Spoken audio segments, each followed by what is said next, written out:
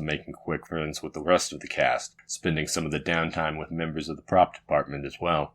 It was actually a suggestion by Mark that led to the Rhema scan computer you can see in the beginning of the movie. In fact, you get a lot of Rhema in here, not just in the musical stylings, which, just like Rhema, are a mixed match of styles fronted with 80s synths. There's also a surprising amount of credit due to one Eugene, who's a patient of Craig and Jeff, and they both worked with in the early days of the band. The three-step dance you'll see in the movie was a direct homage to Eugene. He used to do this little three-step dance whenever he'd get excited, and more astoundingly, the song Combine Man was essentially co-written by him, as the lyrics are a series of non-sequiturs that he used to ramble on occasion. Having already spent so much time with Tom and the crew, and with Jimmy and the Mustangs, as well as with the other members of the pack during pre-production, the group had already become a cohesive one. And James Fargo, the director, made an easygoing environment out of a situation that could have easily been a chaotic mess. You need an easygoing situation for a movie like this. A situation where you have 4 different bands on top of 10 different singers, all jammed into a movie with space aliens, robots, lake monsters, as well as a couple psycho killers thrown in to liven things up. And that's before we even get to things like the near-daily script rewrites. This crazy crew of goofballs and geeks really came together to make this movie, and the only one who didn't find herself fitting in, sadly, was Pia. Pia, you see, was an original Broadway baby. She grew up in the spotlight, among New York elite, around a different social class than most of the cast and crew. And during this movie, she'd find herself in her own high school coming-of-age cliché. Pia was now all alone, as the popular girl, in a summer camp full of freaks and geeks. And sadly, she never learned any lessons from the show, spending too much of the production time by herself in her trailer. If we had only had our midsummer teen drama off-screen as well as on, we might have seen a far different set of circumstances from this movie. Pia was, after all, one of the Martian children in Santa Claus Conquers the Martians. She had fans in the bad movie genre already, but she also had raspberries that were still healing. Her big Oscar push Butterfly had just released 3 years prior to critical disdain.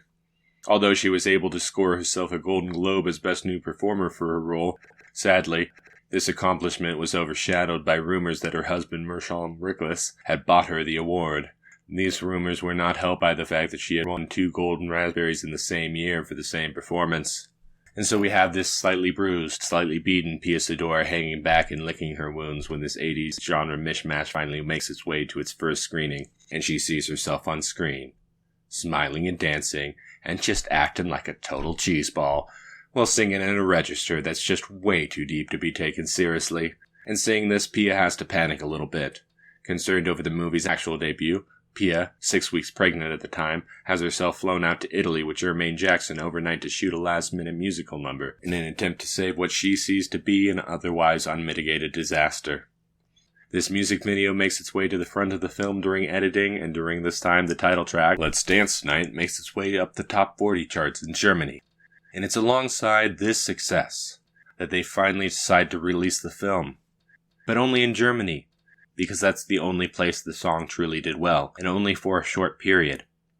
Despite what seems to be some middling success during that time, especially considering how little promotion was done for the film, don't forget its only real promotion in Germany was a CD release, a few press blurbs, and nothing else whatsoever. So this movie makes its way back to the States, but only for a single screening in 4 American cities.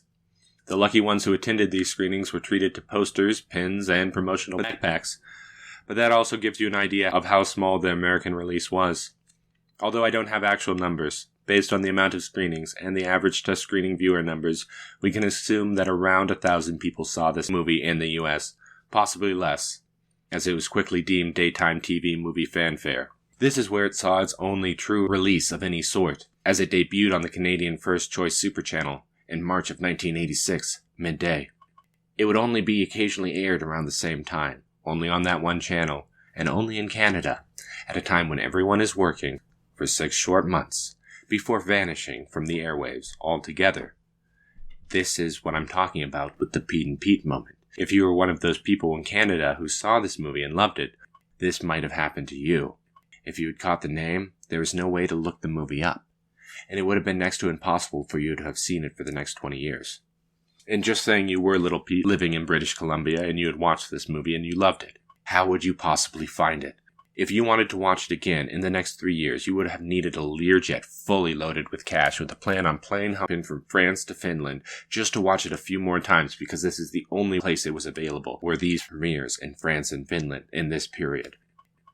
It's only until 1988 that it gets released as a poor bootleg VHS in extremely limited numbers only in the US.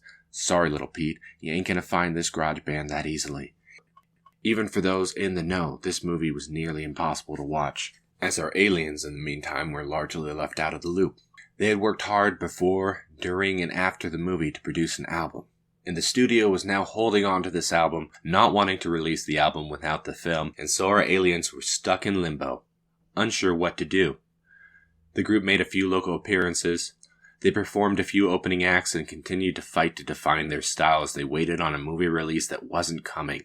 And as tensions rose within the group, the band began to fracture.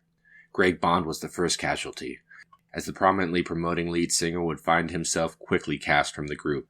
Mark Jackson wrote curb for release of their contract, something that the record company was more than happy to do, considering the non-release of the film.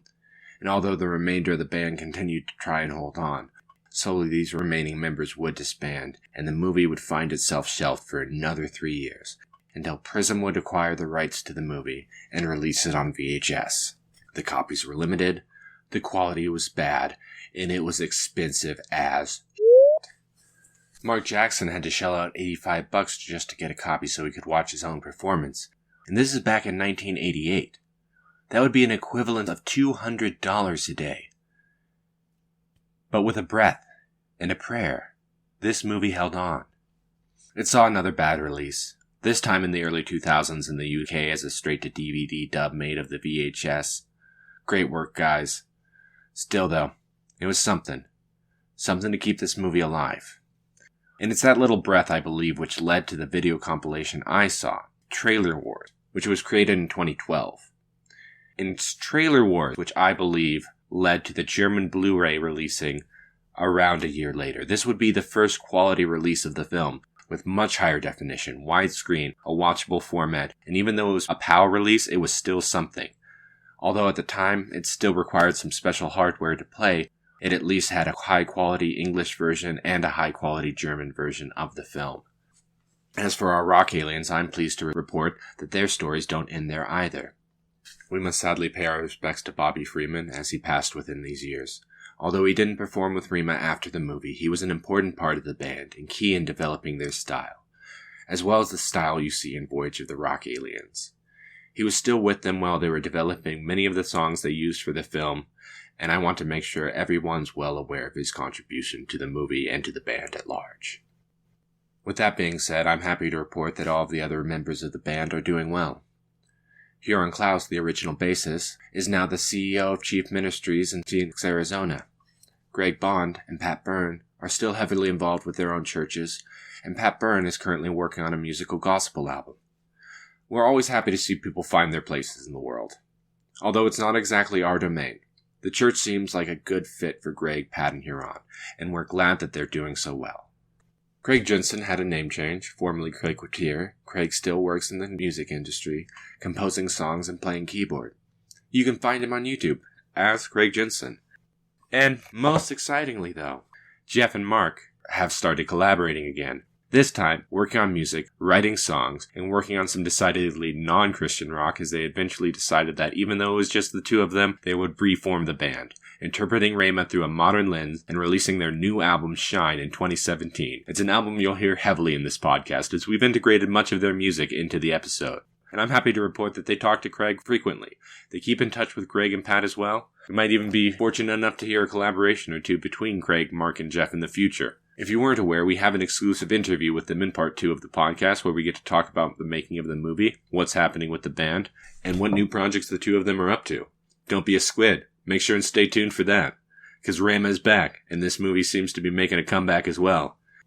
You might be wondering how this movie managed to wriggle its way out of obscurity. The actual timetable of release is a little hard to follow as copyright dates weren't printed on either the DVD or Blu-ray, but I'm pretty sure the DVD was released around 2003. In 2012, the trailer is used as part of a stitched-together feature using other schlocky 80s movie trailers entitled Trailer War.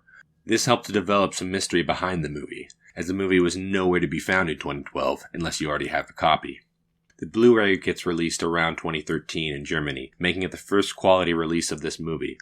And with a watchable form of this movie in hand, it finds its cult status as it premieres at the Gay and Lesbian Film Festival Q-Fest in Houston, Texas in 2014. And it is so popular, they bring it back the next year, showing it again in 2015. And I guess there's no big surprise why we're fans then, huh? This is probably where cult status truly emerged, as it's then found a multi-DVD release in 2020, something for everyone, with PAL and non-PAL formats included, Blu-ray and DVD.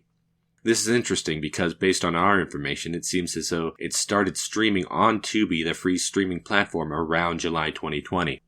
This is where the movie starts to really take off and things get a little weird, because this movie may become a little bit less obscure as time goes on. There's definitely motion in the water, if you will. And what do I mean? I don't want to get all Charlie Day corkboard conspiracy on you, but there have been new developments in this story as we're bringing this podcast to you. We noticed one day about a week ago, before finishing the episode, that the IMDb was updated for this movie.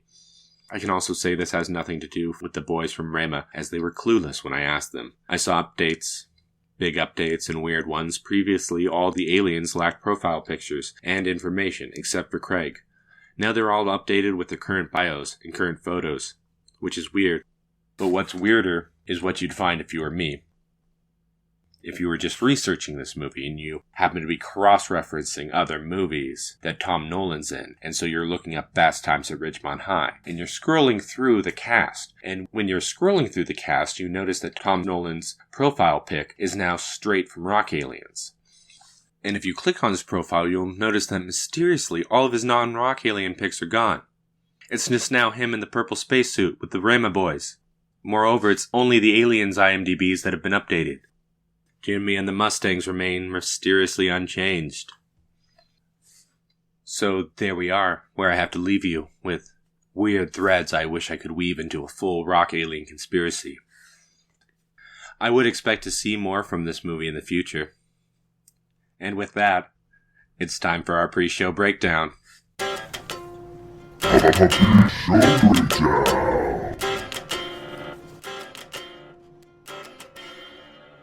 Voyage of the Rock Aliens is a 1984 movie that actually premiered in 1985. It's written by James S. Codetti and Edward Gold. It's produced by KGA Interplanetary Curb Communications. And it's directed by James Fargo. It stars Biasodora as Dee Dee with the Dee Dee voice, Craig Schaefer as Frankie, a walking thirst trap, Tom Nolan as Absid, not a guardian of the galaxy, Greg Bond as Jacklum, who didn't think at all, Mark Jackson as AU, you haven't said a word, Jeff Casey as FG, he just might be very dangerous, Craig Jensen as Nope Queer Eye for the Straight Guy, Patrick Burns as Stovitz the student driver, Ruth Gordon as the sheriff who saw a giant guitar. Michael Berryman as Chainsaw, a maniac for dental hygiene. And Alison LaPlaca as Diane, finding love with a 12-point 3/4 open-end wrench. Filming of Voyage of the Rock Aliens took place principally in Atlanta, Georgia in 1983, and the movie took around 9 weeks to shoot. Cost of production is unknown at this time, although it has been said to have been very low. Voyage of the Rock Aliens boasts a 51% on Rotten Tomatoes, a 5 out of 10 on IMDb. It's obscure enough to have no listing whatsoever on Metacritic, and it has no Google user score. But none of that matters. What matters is this movie for you?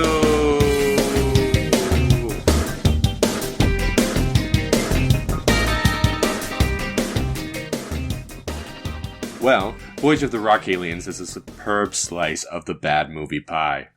It's a 1980s rock and roll musical with more camp than you can shake a stick at. It has aliens. It has monsters. It has maniacs. It has a musical number with a live cougar, for crying out loud. It's a rock and roll musical that almost fell off the face of the earth, so if you love lost media, then this movie is definitely for you. Also, John Waters was one of the few people to see this movie during its first American debut run, and he was an instant fan. So if you don't watch this movie, you'll make him cry. Don't make John Waters cry. Watch Voyage of the Rock Aliens. But you don't have to take mine or John Waters' word for it. As always, we pulled a 5-star review and a 1-star review from the annals of the internet for you. Cagliar says, "My life is now divided into before Votra and after Votra. 21st Century is the dreamiest, catchiest bop. The B-story romance of Alison Lapaka's character